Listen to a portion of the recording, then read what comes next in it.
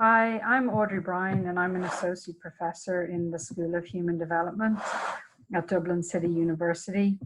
And the key insight that I wanted to share pertains to the notion of what it means to be implicated in climate-related harms and the associated question of how to engage our students with what it means to be responsible for climate-related injustices in ways that are productive, empowering, and consciousness-raising, rather than demoralizing, disabling, and disempowering.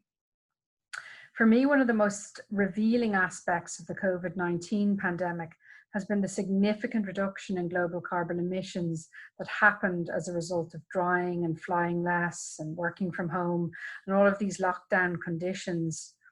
And conversely, how quickly these emissions rebounded as lockdown conditions eased. COVID-19 has laid bare just how much of global warming is the result of fossil fuel usage and associated practices that are normal features of our lifestyles in consumer capitalist societies.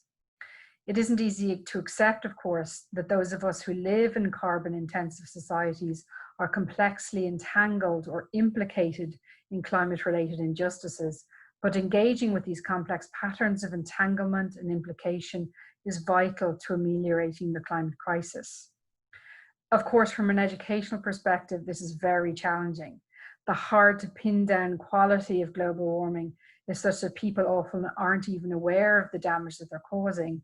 And when confronted with this difficult knowledge, psychological defenses like denial can kick in, not least because it poses a threat to our image of ourselves as good human beings.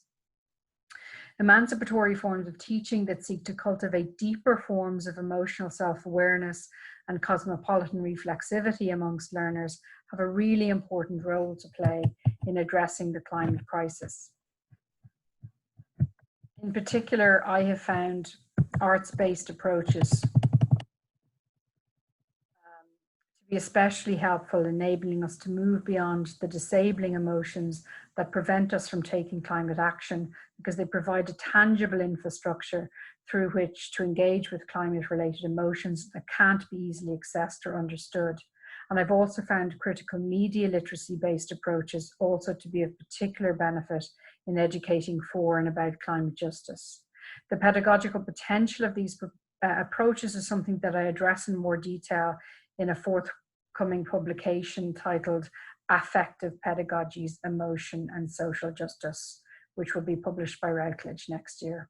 So if you're interested in any of these ideas, I'd encourage you to delve a little deeper in that publication. And I also have another piece that was recently published in Policy and Practice, a Development Education Review, which is an online open access publication.